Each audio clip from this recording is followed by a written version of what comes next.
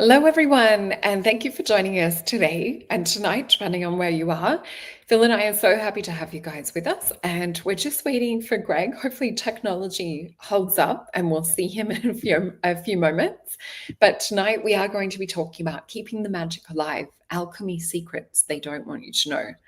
So we know that a lot has been hidden. We know that, we used to have the Tartarian Empire, and which seemed to operate on ether. We know that there was more sort of I guess, a harnessing of plasma energy and working with the life force energy around us. And so there was a lot more, I guess you would say, mysteries and things like that that were also hidden. And if we look back to the witchy days or to the Merlin days, oh, and I think that noise means that we have Greg with us. Hey, Hello. Greg. Sorry, I'm late. All sorts of action happening here. Oh, that's okay. So we've just gone live. You haven't missed much. We were just talking about keeping the magic alive.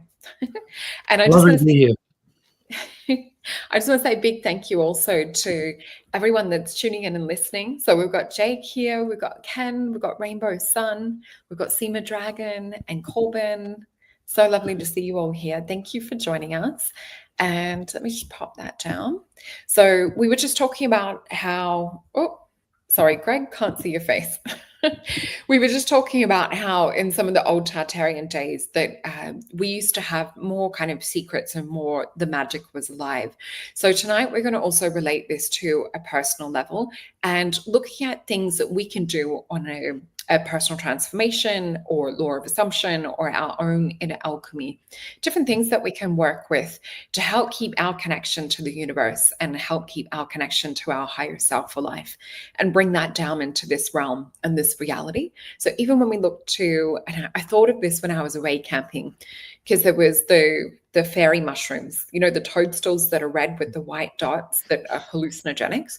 And what's interesting is animals will eat these. So I was thinking about animals walking through the bush or the forest, having psychedelic experiences or having this connection to God. And, we tend to think of animals being more, I guess, in the animal brain or more, on a certain consciousness level. But what if they're actually walking around more connected to God and the universe than we are? What do you guys think about that? Well, I once heard someone say that, animals are closer to spirit in the sense that they operate more from an instinctual level, largely. And so, there may be some truth in that. They haven't got that potentially like that same level of complexity with humans and their ego. So, it's, trying to sort of view the world through, through the lens of an animal's experience is quite challenging because, what are they thinking about? Well, they're probably not thinking about much except what is the next urgent thing in front of them. They will be aware of certain patterns and cycles and the need to eat, at certain times of the day. And obviously some animals are more intelligent than others. But yeah, I think, as far as like, because we've got up the road here, we have a little mountain, if you will. It's the highest point in our little village here. And there's a walkway and a war memorial, but there's also a spot where about this time of year, it's mushroom season. So it's mushroom season. You get all these mushrooms growing around everywhere, and it's really interesting because you get the weirdest, most interesting things, mushrooms, aren't they? But there is one of those big, I think they're an Amanita muscaria cap, like it's a big red cap with white dots on it, and it's huge. And there's one that always grows up there. And it is literally like, I don't know how, it's this big. It's huge. It's like a dinner plate. And within the course of a few days of it getting there, there's going to be, that cap is going to be lifted off and there's going to be a big dog bite in it. Now, whether or not that dog ends up having a hallucinogenic experience, I can't comment. I mean, only the owner will know that. But I've heard about animals walking through the forest and just taking a bite out of a few cannabis leaves to get their nutrients that they need. They don't suddenly get the munchies for the munchies, if you know what I mean. They won't just start chomping away on the tree, but they have an inherent sense of knowing and understanding already. And so it's possible that if they imbibe certain, let's call them compounds, that would elevate and expand that. in some form or another. Whether they are suddenly able to craft a wheel or light fires because they didn't have opposable thumbs, but now they're thinking about how they can, I'm not sure. But I mean, it'd be fun to ask, like if we could find a talking animal, have you ever got high? Could you tell me about that? So yeah. Oh, good point. I've got something on that, guys. Just recently I saw a thing. I heard about it before, but I saw a little doco, and it was dolphins. There's certain fish they get. Have you heard of this too? The puffer fish. Yep, and they do it to get high. Yes, I have heard that actually. Around too. And I was watching them in this documentary, and you could see them. They were seeking out the munchies. And I think absolutely animals would be into that kind of stuff. I think that they're more likely to, because they probably don't have the responsibilities of mortgages, rent, bills, such responsibilities. So I reckon I've got a feeling far more than we give them credit. I think by far we are the repressed species. Yeah, and that goes into the secret. That goes into the secret. Absolutely. But it's bizarre watching these dolphins. They're seeking these fish out, and they kind of squeeze. They put them in their snouts and they squeeze them, and then they just start drifting. You see them starting to float, and like they just you just feel that they're kind of engaging with other realities and they're tapping into other things. So quite bizarre, isn't it? Quite bizarre stuff. It is, definitely. And it's interesting because, those toadstools in particular being connected to the elementals, to the fairies, and quite often at my parents' house, they'll come up in a ring.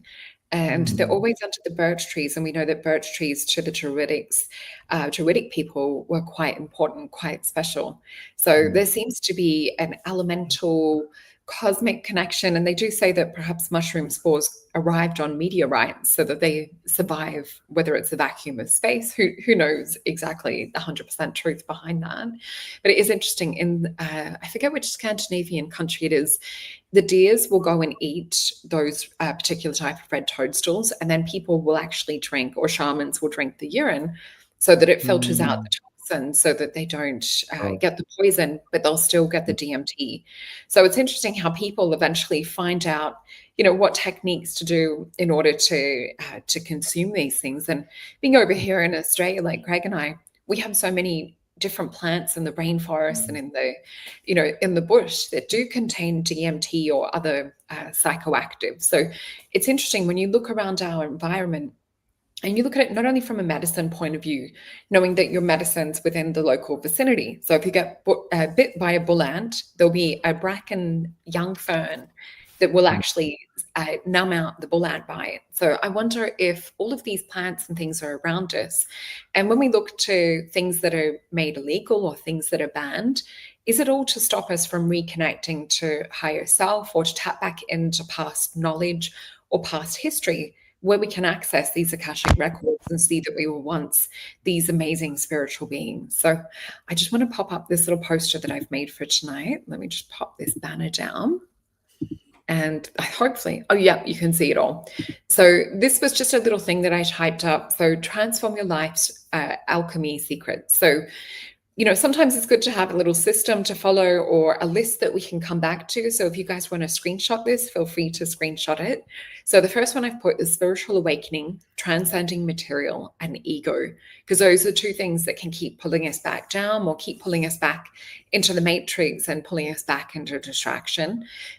Mind over matter, harness thoughts to shape reality. So we've talked about this on many shows, being conscious of, negative thoughts or thoughts that are creating a reality that you would not prefer. So if we can harness those thoughts and start to override them and put in the thoughts that we do want to create, this is one of those secrets that helps you to tap into those higher states of reality. So number 3 would be inner transformation, purify and balance emotions, thoughts, and actions. So sometimes in order to let go of repetitive thoughts, we need to go through that inner alchemy, or we need to, whether it's working with EFT or working with cognitive behavioral therapy, or many of the other different therapies out there, hypnosis, just to help to balance and purify. We also have energetic resonance, so aligning with nature and higher frequencies. And we have a beautiful example with our soul tribe and with the three of us as well, all coming together for an alignment and for a vibrational synergy. Number 5, self-sufficiency, so cultivating inner strength and independence.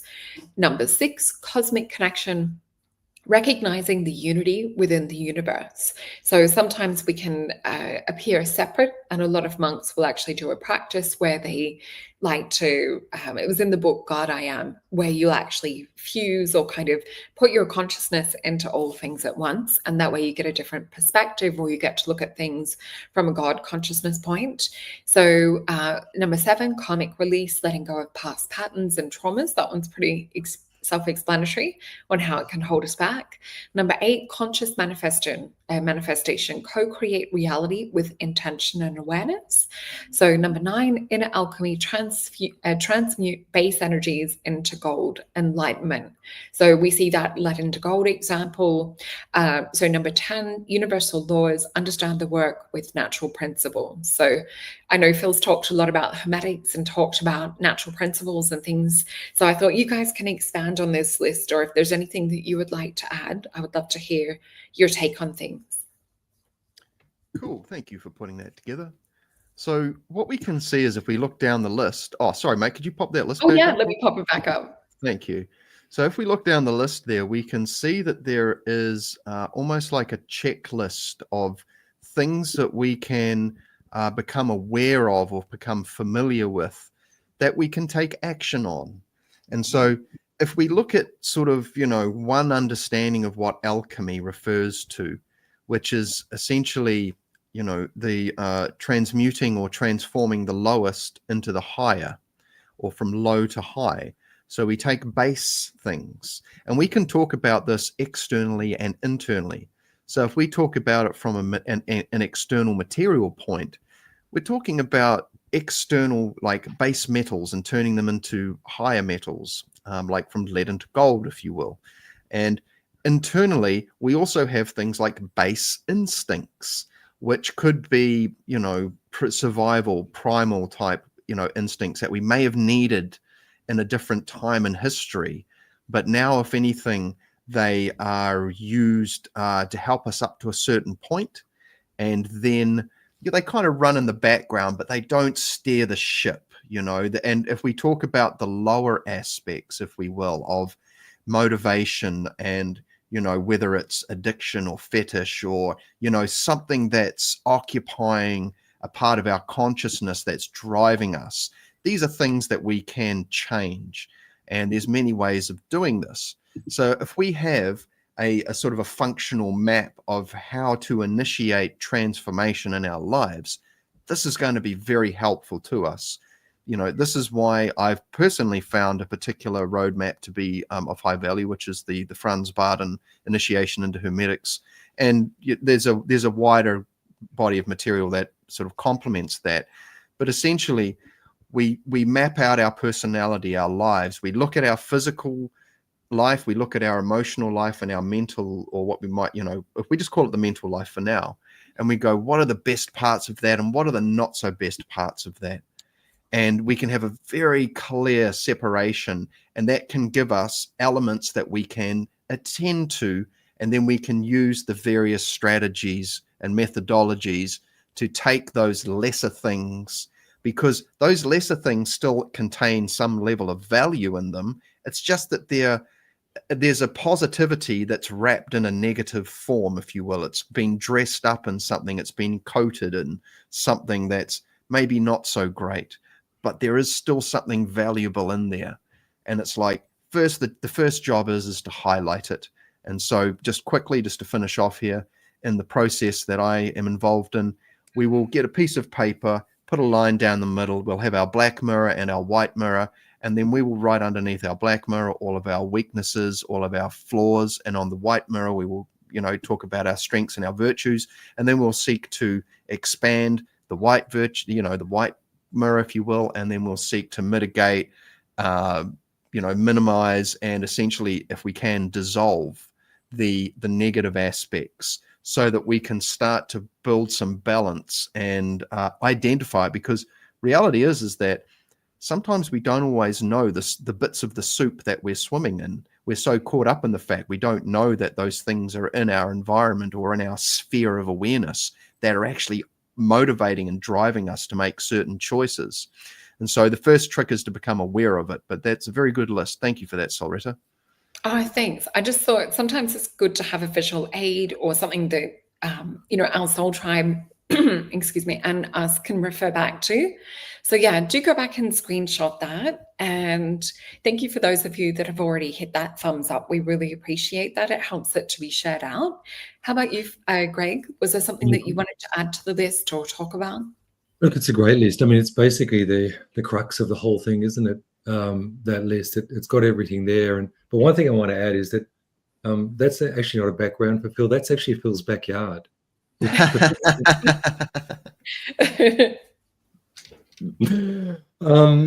It's so true. I'm just thinking, when I look at that list, I think of a few things, and the things that grab me are this number 8, the conscious manifestation. I think a lot of people, to focus on the reality you want. I know it's been said a lot, but it's a thing, and I think a lot of us, when we wake up to what is not serving us in this reality, we go through phases of anger and all this kind of stuff. But then to realize, have an optimism for this concept of co-creation or creation is a real thing. I just think of my astral exploits and getting in terms of what Phil was saying about identifying things. Like in the astral, it's a lot easier to identify.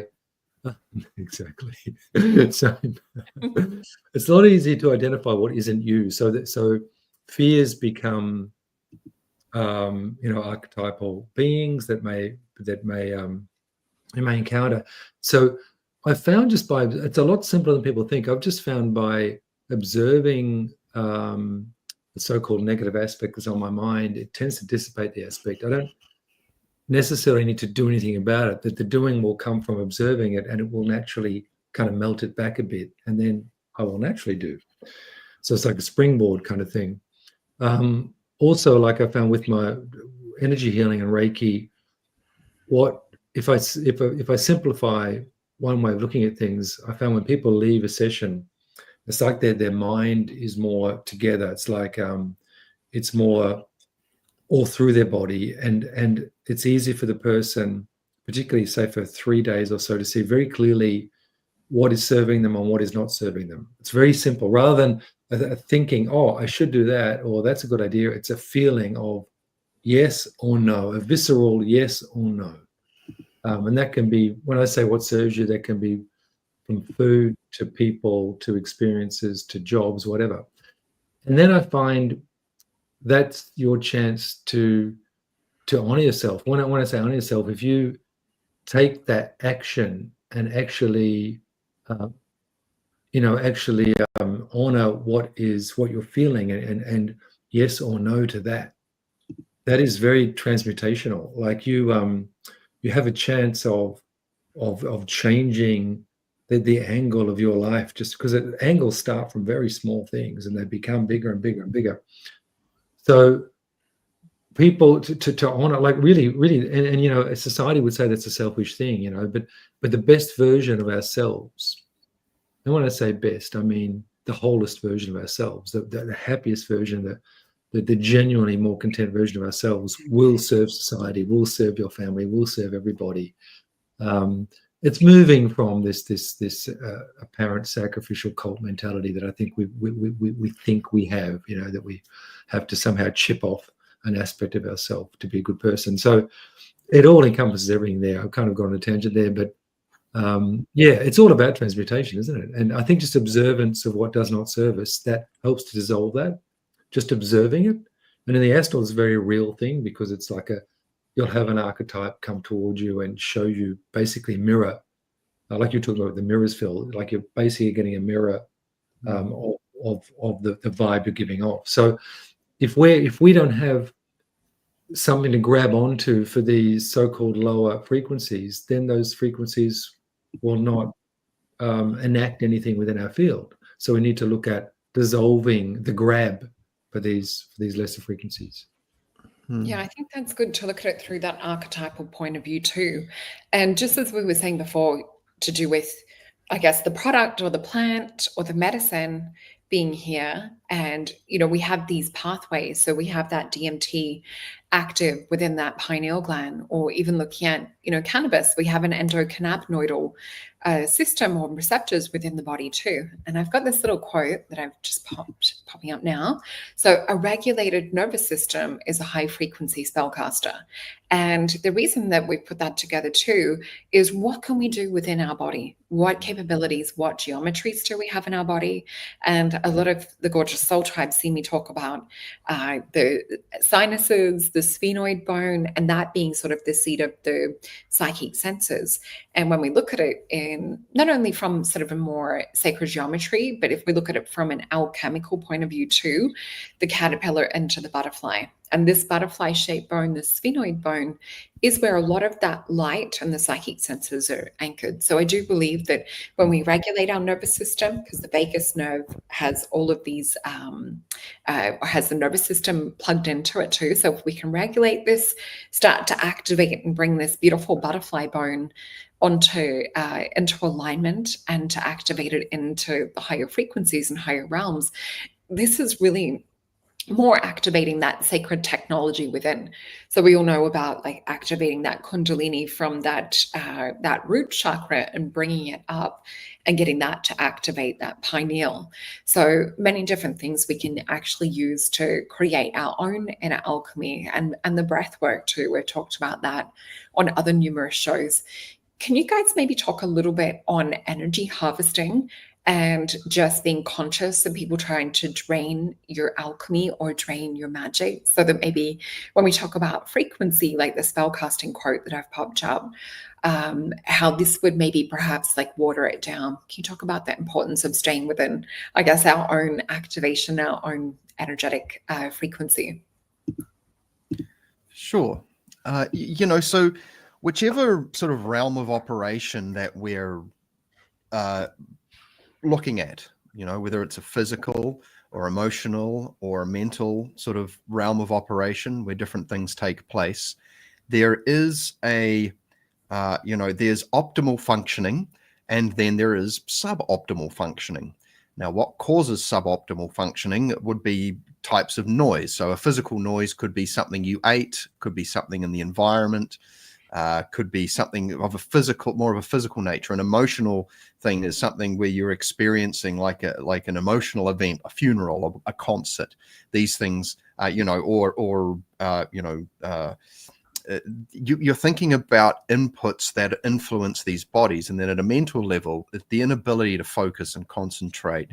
Things that the physiology can cause these problems too. So they're all independent, but they're also interdependent, and they can cause noise for each other. Emotional noise can cloud the mind. Our mood can be affected by our microbiome, our food choices, and things like this. And so it can seem like, well, where do you start? Well, the good news is that I think that especially in the modern age, when we have such an emphasis placed on, I guess, a rationalistic understanding of reality as a ground level, we can look at the physical anatomy, and then we can look at the recorded subtle anatomies from the various traditions that deal with, beyond the physical, the non-physical anatomies, if you will.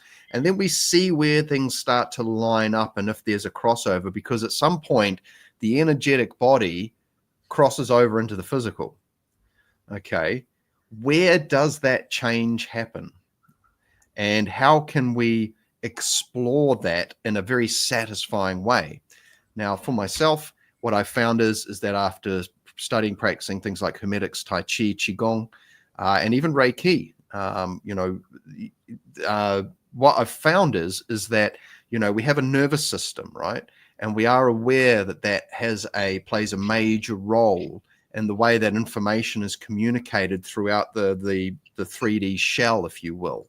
And then it's like, well, what else is it communicating with? Is it transceiving? Is it receiving and sending? Is it storing? What's it doing?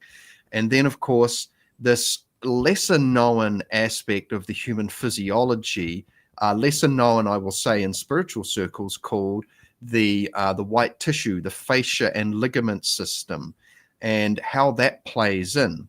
And so what we find is that there's this myofascial, or this facial weave of white tissue, like this elastic band kind of weave that wraps around pretty much every cell, organ, bone, muscle throughout the body.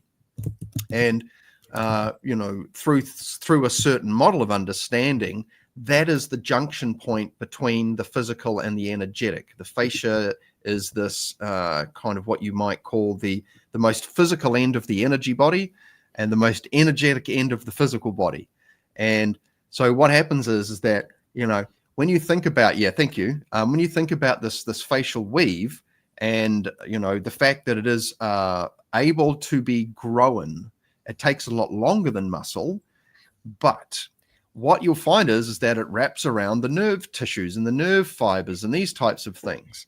Why do Tai Chi people do loosening exercises? Why are Qigong people opening their bodies up? Why is it at the beginning of the initiation into Hermetics process, it says straight away at the very first lesson, develop an elastic body? It's because constriction on physicality affects the energetic component of that item. So you have a physical body, you have an energetic overlay which has a relationship to that, and so on and so forth, and going the other way too. One body affects the other body. And so by doing things like maintaining an open body, where we learn to stretch the joints open and become flexible, maybe we take on a yoga or some type of Qigong, depending on our, you know, because yoga can be quite intense for people who maybe haven't got the mobility for it, but Tai Chi and Qigong, good to go. But what you'll find is that, you know, these pathways that you've discovered through exploring things like the vagus nerve, and also your relationship to sensation, tactile sensation, will be amplified when you go outside and breathe in a natural environment and open your body up. And so as far as harvesting available energy, stillness, and these types of things go, there is a physical element involved that's not very much talked about. And that's why, you know, a lot of people who are into martial arts, who are looking for the spiritual end of the stick, will often end up moving away from competitive martial arts and looking to internal systems like Tai Chi and Bagua and these types of other systems, because they offer an internal framework of development that's not the hard end. And this internal development links in with these other layers of reality. And so by bringing the focus inward and focusing on this weave and learning how to explore that through either building the ball exercise, everyone knows this one, where you put your hands together and you feel the gooey electromagnetic astral fluids. Okay. The thing is that where do you take that exercise? And it turns out that there's a bunch of things you can do to put your mind on this feeling rather than the bones and the joints and the things like this, and then take it off and use that essentially as a carrier to take your awareness into these other realms. And it starts with sensation in this sense, because of all of the extra sensory perceptions that we have that have been degraded. Our subtle sense of touch, or our spirit sense of touch, or clairsentience, is the least degraded. And that's kind of like, I guess, a nutshell of sort of how I would talk about, you know, giving people some real grounded physical end of the stick, you know, to complement your explorations into the nervous system, is to explore, you know, why do these Tai Chi people who are able to perform these incredible feats, a little old man is able to send a giant world strongman across the room with a flick, not even just breathing into him. They're very, very cool points. And I love that you touched on the fascia, because being a kinesiologist as well, you know, we work with mental, emotional, physical, and spiritual aspects, and things can go out of balance on any of these points. And so to bring the body back into harmony, sometimes it's through, you know, working with the physical, sometimes it's working through the energetics or the spiritual aspect, or the acupuncture points to sort of pull everything back together. And what they say with the fascia is that it's also a crystalline interface. So it's perhaps interacting with this plasma energy. So really great points. I want to pop up your Substack, Phil, and it's looking really good. I love the artwork and everything that you've been working on really hard. So please jump on over to Phil's Substack. You'll also see that he has his bookings available as well. So you can go over there if you would like to learn more one-on-one or have an online consultation with him. Everything is over there. And I also want to remind you that Greg also has his website, and you'll see amazing videos. And I see you guys both popping up regularly on your YouTube channel. So I know that we have a lot of cross subscribers here tonight. So thank you everyone for subscribing. And you'll also see that Greg also has his bookings up as well. So both the boys doing Reiki, and you'll see a lot of other different consultations and courses. And I also have my new booking system up. So when you go in to book your session, you'll find that it comes up with, thanks, Phil. So yeah, jump on over here to learn more. We still have some of your favorite sessions available. So Psychic Tarot is definitely the most popular. And we are at sort of like a junction crossroad point that a lot of people are wanting to explore or dive deeper in. So booking a session with us and with the boys is, yeah, a great way to explore things deeper, or to kind of bounce ideas, or to look into the deeper subconscious connections that come up. Because a lot of the time when we're trying to work it out from a mental level, it's much harder to get to a resolution, or much harder to get to the answer. So often going deeper down in a mystical way is really, really insightful. And also, just want to say, keep an eye out. We will have the May Zodiacs coming up at the start of May or end of April, depending on how long it takes to film. And the Mystical Soul readings will be up too. Is there anything you guys want to mention that you have upcoming? Look, I do have a, I've got a, when's it, May the 4th? Wednesday. We've got so many long weekends here. It's hilarious. I think we have another one next weekend and the weekend after. On May the 4th, I've got a, like an online astral travel workshop on Sunday. You'll see, if you go down a bit, you'll see it there. Yeah, it is May the 4th. Yeah, 1 till 5. It's a live stream event. May the 4th be with you. Yeah, I was just thinking that. Star Wars Day, bro. That's awesome. 4 hours. It's for 4 hours. So it seems to be a 4 thing. So all you need is as you'll see on the picture below, there's like all you need is a computer and you can connect in. So it's just like a physical workshop where people, it's kind of nice because people snoring don't disturb you. I know I'm always in the physical workshops, I'm always tugging people. They say, I don't fall asleep in 30 seconds, they're asleep. I always put the ones who I know are going to be asleep, I have them near me so I can just tug on their feet. I wasn't asleep while you were snoring. I wasn't asleep. So basically they're sort of not quite asleep, but almost asleep. So yeah. And the links in the live stream, and to book sessions with us all, it's always in the description box. So you'll always find links to all of our things down there. And was there anything you wanted to talk about, your experience with the astral travel, or from any of your other experience? Is there anything alchemically that you do, perhaps like with the body, that helps to foster that greater connection? Yeah, totally. And I think when you're talking about the fascia, I mean, you think of the, what is it called? Mycelium. Mycelial network. Yeah. Like I was just at a mate of mine literally he built it himself. It's up Mount Glorious, which is not far from Brisbane. There's nothing up there, just mountains. And it's much cooler than here, which is nice. And he literally built a tree house. It's a series of buildings on a deck in the forest, halfway up. It's unbelievable. And he was talking about the sentinel. I was just there the other day. He talks about the sentinel trees, how there are certain trees, an elder was pointing out to them, and they send, when the bird, takes the seed and a tree grows kilometers away that is linked to that particular kind of tree. It knows that happens. All the tree's root systems send back the information to that particular tree because it's a sentinel tree. It propagates. It's like an alpha tree, if you like. And it actually sends nutrients through the system to that particular tree that has spawned kilometers away. It's unbelievable. There's this intelligence that goes on. So the body has the same thing. Everything is the same. And another thing I was going to point out on that note, in terms of energy harvesting, like for instance, I do use these often when I look at that. These are the blue light glasses. Everything, like a computer, of course, not alive, I'm not going to wear these. But in terms of energy harvesting, what people got to realize, if after a while, when you start to develop a sensitivity, anything that's you feel your energy starting to drop a bit. For instance, I'm not too much in front of computers, or I do put the blue light glasses on, or I turn the computer onto night mode. Little things like that can help. Another thing, and it sounds simplistic, but I've just found that it sounds really simplistic, but like if you pick up a newspaper, even before you read it, you can feel the energy.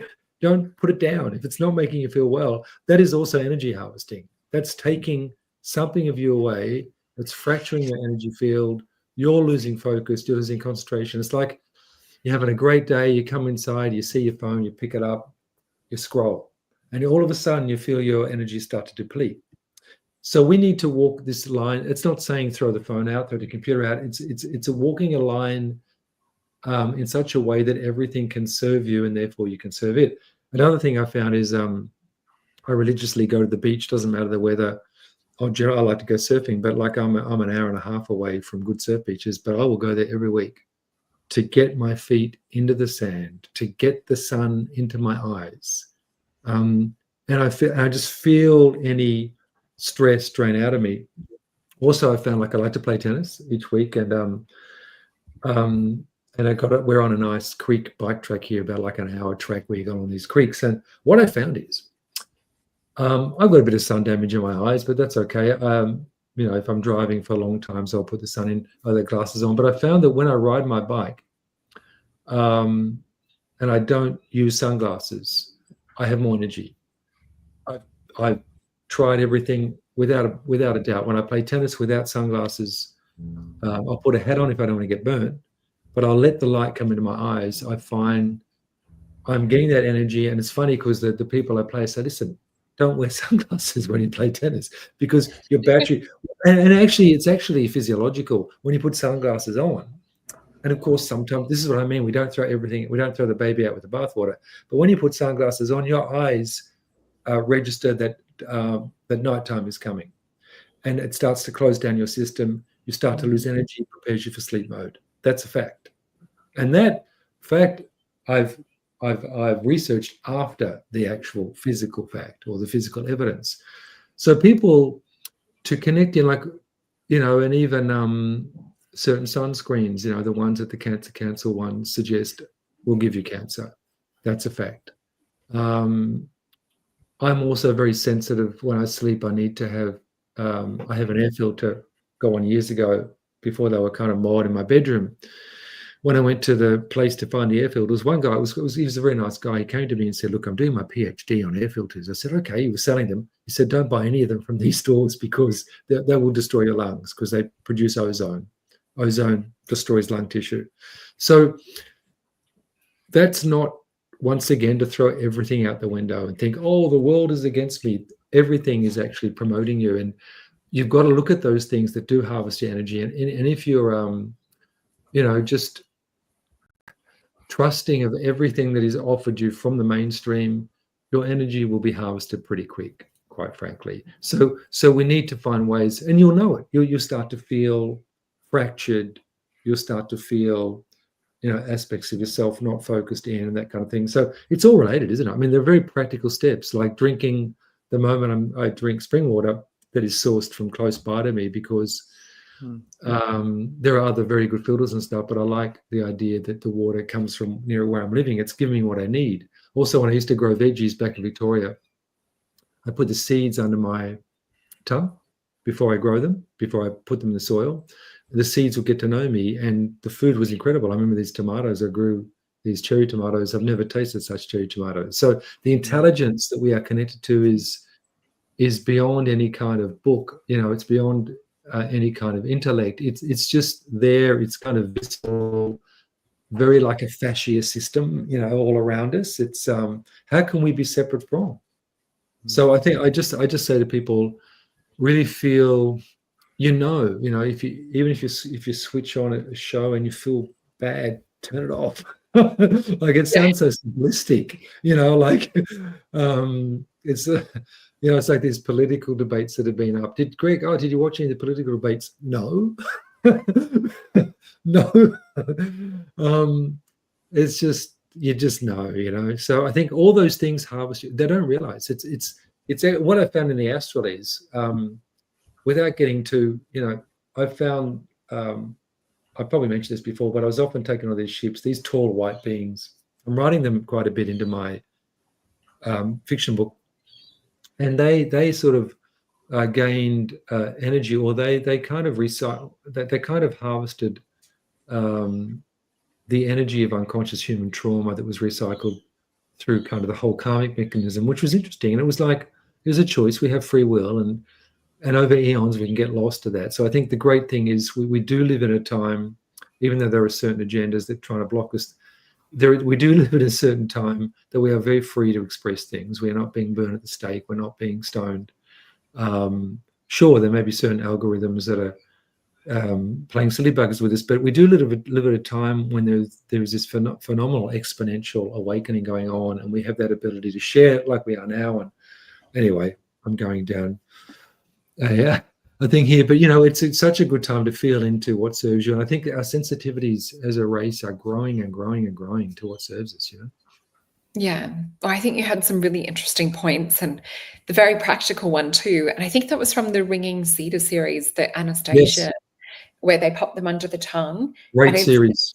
Yeah, it's interesting because you've got that nerve plexus under your mouth. So, working with flower essences, things like that, when you want to absorb something. But 100%. I think what that does is it's actually taking the information from your body, and then it's producing certain minerals or certain vitamins at higher or lower points, depending on like what your biochemical makeup is.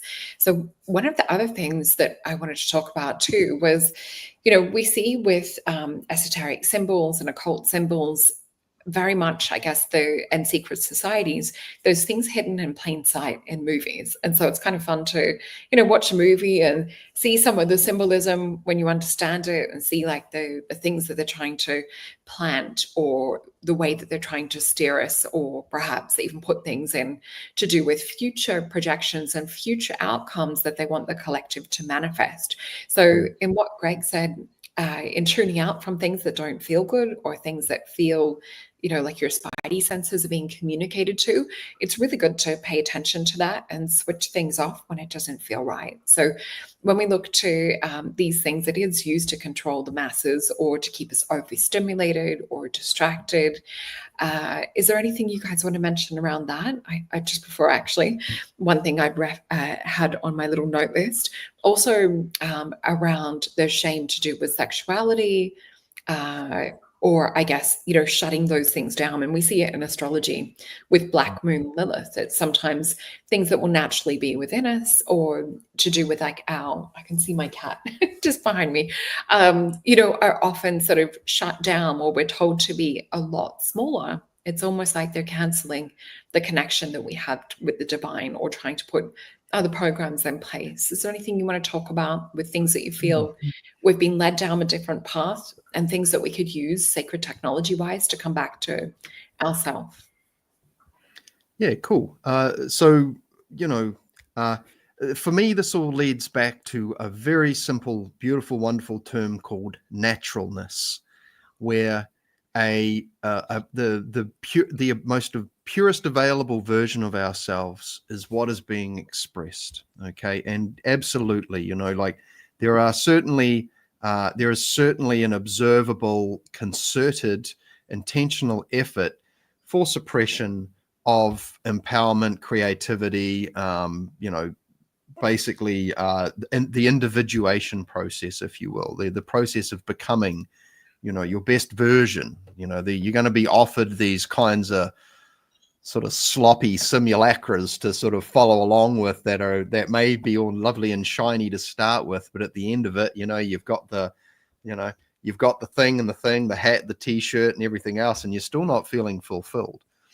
And so something that can, some keys, some milestones, or some markers and indicators along the way to help us. If I just return back to this, the name of this talk, which was, keeping the magic alive.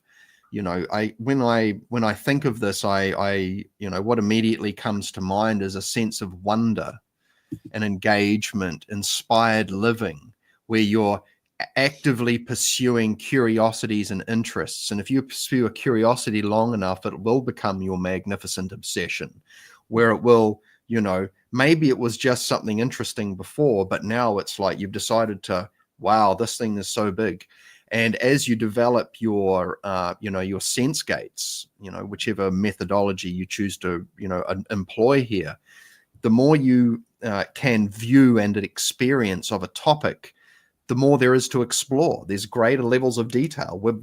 Before, whereas there was maybe one thing to look at, oh, look, there's a thing, there's a book of tarot cards. Now it's like, okay, now you'd pay a little closer look, and it's like, wow, there's actually like layers of information, and there's ways of connecting the information differently. And so your curiosity grows. And when you feel that sort of that exhilaration or that inspired feeling, inspire coming from the words spirited, basically meaning to breathe, you will feel this sense of excitement and enthusiasm about something. And that's a really good path to follow, because sometimes that's all you're going to have. That's going to be the only light in the dark.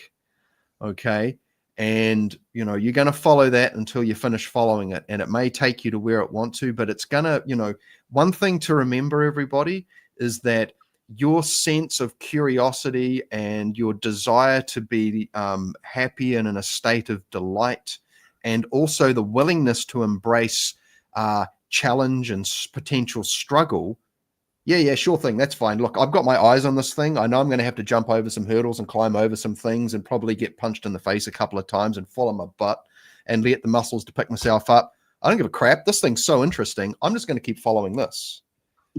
Because when I'm following that thing, I am alive. I'm active. I'm finding myself, and other people are being inspired and encouraged by that. And that's affecting them in a positive way, which then ripples out into the community, out into the so on and so forth. And so, when it comes to choosing your social media, your movies, your TV shows, your music, your food, your social circles, all of that stuff, you will find that tiny little adjustments here, there, and there, and there, and there will add up, and it will dramatically contribute to the quality and the intensity and the level of quality of your sense of wonderment and engagement. Thanks, Phil. And how about you, Greg? Yeah. What was the question? No, I love everything you said, Phil. I totally feel that. And further to that, I think it doesn't mean, like, as I mentioned to you guys privately, there was a couple of really good shows on some of the platforms. Apple Cider Vinegar, very good, and also the Listeners. Yeah. Both of them, and even Behind Her Eyes was about astral travel years ago in the UK. Mainstream shows, all of them. The first two were quite recent. They generally bend these themes to a negative outcome. But I found I can watch these things, and if you're observing yourself and you know yourself, it doesn't mean you have to throw them all out the window. You can watch them, but observe. So, to see if you're getting slightly triggered. And I found I enjoyed them, even though they're putting a negative slant on anything that's esoteric. I actually enjoyed them because they were well made, and they're actually putting them into the public eye. So in many ways, you can't not present that. It's like you can't not think of a purple elephant. So in many ways, I'm kind of flying the flag when they have these shows, even though they're pulling them to be negative in the end. It's actually a great. So I think to kind of enjoy the ride of stuff, as I've shared with you guys many times before, the feeling in the astral is that it's a very loving, unconditional cosmos. You wouldn't be shown that if it is the case. And so we're all heading in the right direction, and it's just we're enjoying a bit of friction on the way. One thing also, I was going to say, has totally escaped my mind. That happens a fair bit these days. But I'm really getting into these themes in my fiction book. But I think this concept of what serves you, and like, well, for me, because I'm an astral traveler, when I fall asleep at night, and I guess in meditation, because I'm looking to fall asleep feeling very good, I will focus on the vibration of feeling very, very good. So when I fall asleep, because that'll give you the best chance of getting into a realm where you can manifest immediately. So because in the astral and above, these vibratory bodies of ours are out of linear time. So therefore, if you're able to take enough impetus, just like a teardrop of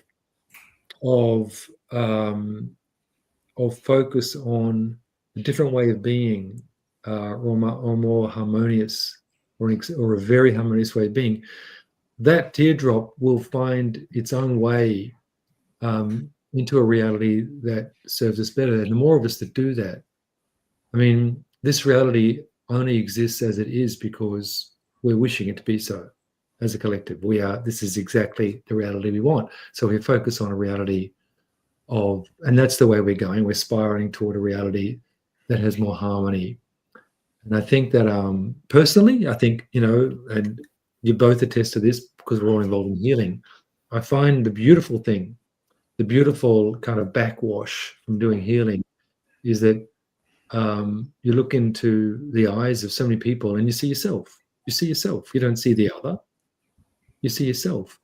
And I think it's a beautiful thing. Like years ago, I met this ex-politician in person who had been very high up in an administration that I did not like at all. And I thought, I'm going to meet him at a social, I'm going to say something. I went up to the guy, saw him. He was an ex-PM. And I thought, what a lovely guy. Had a chat to him.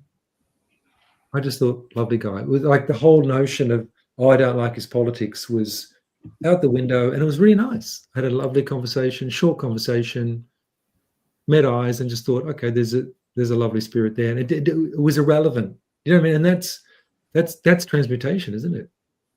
When really you have a bit of a giggle at some of these shows that are presented, the agenda push shows, but they're producing more and more of these shows that are actually, they've got to tell you the truth. They've got to present the truth, and that's what they're doing. They're presenting the actual truth, and then they'll take it the way they want. But they are actually presenting what is real. So I think the more we realize that, nothing's separate, there is no separation, and you kind of see yourself in everybody. I know that sounds very philosophical, but it's true, and I think that is a great way of burning off this harvesting that can run counter to energies, Yeah, that's a lovely thing to say, Rainbow Sun. Yeah, thank you for that, Rainbow Sun. And a lot of what you were saying, especially around the astral travel side of things, was definitely, I could feel energetically piquing my intrigue and interest. And I think that also works perfectly with, let me just jump onto this potion, with the Vision Quest potion. So I find that using the Vision Quest potion at night, just before bed, helps to really get into that vibratory state. And I just want to remind you guys that we do have the Soul Alchemy Potions new moon event coming up, which will be in Taurus. That will be around the 27th, 28th, depending on what part of the world you're in.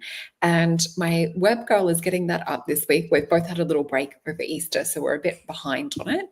But we do also have we have the playlist from the past potion events, but you'll only if you have the link, is that something that you can come to. So with every purchase of a potion, you get a link. You only need to purchase one time to be able to come and attend our new moon events. So with this new moon in Taurus, it's going to be a lot of fun. We're going to be working on grounding things. We're going to be looking at wounds and things that come up, especially in relation to the physical and in relation to abundance and finance. So this will be an amazing new moon event to come to. So thank you for everyone that's also purchased a potion. I can see Rainbow Sun saying her favorite potion. So thank you for that. And this is awesome. Thank you, Phil. So Greg's book is also a great read. It is. It actually is. I have read it. I have actually read it. I purchased it not long after. Maybe a little bit. Sorry to interrupt, but yeah, it is a good read. It's definitely worth it if you're into astral projection. So Awakening the Giant Within. So I know there's a few people in this chat too that have also read your book as well. And your website's looking really cool. I love some of your graphics and things, by the way, Greg. It's very the upgrade, bro. Yeah, it's awesome. And we're coming to the top of the show, and I will have to go in a minute because I have some lovely clients that I'm seeing today, which is so much fun to be doing that on my platform. Oh, if you guys want to book a reading, I do have the discount code Phoenix that's available to the end of the month. So it is a month for rising from the ashes. So yeah, do take advantage of that and save 10% when you're booking. Is there anything you guys want to mention just before we close out? Yes, quickly, just very quickly. On my Substack, there is an interview that's just come into free view, which is the interview with Mark Stavish there on meditation and study group stuff. We cover quite a bit of territory on that. So that's, that was paywalled for about a month, and now it's just been released in the last bunch of days, I guess. So if you like listening to some hard-edged metaphysical stuff, it's not really, actually, we're just having a pretty straight up conversation. Mark's got a lot of experience, and the other one is, yes, we've just shifted out of Aries and we're coming into Taurus. So we've just come out of the first sign of the zodiacal new year. We're very fiery, and now we've just slipped into an earth element, and that you can't not sort of go, yeah, there is a bit of a change in the wind and things, but I don't know, I'm still getting savvy with the astro stuff, but I tell you what, I'm really noticing the monthly-ish changes. I'm starting to see behavioral patterns a lot more now because I've sort of opened myself up to it, even though I used to study it years ago. But yeah, I'm grateful for anyone who's out there just talking about current events or just what's going on in the world and using the astrology of the time as a sort of a background to help frame it, because you'll be like, true that. Thank you so much for having me on. Thank you to everyone in the chat. Always a pleasure to be here. Very grateful to you all. Please go to philrice.substack.com. I appreciate you guys. Have a beautiful day. Thanks, guys. Yeah, thank you guys. And remember, all of the booking links for each of us are in the chat below. And I just want to say a huge thank you to you guys, but also to our beautiful Soul Tribe community too. We love seeing you guys come and interact with us. And that's why we love doing these lives. It's just so much fun. You can feel that energy. So thank you for all making it happen. And thank you everyone for the likes and sharing this out. We love you all. Bye.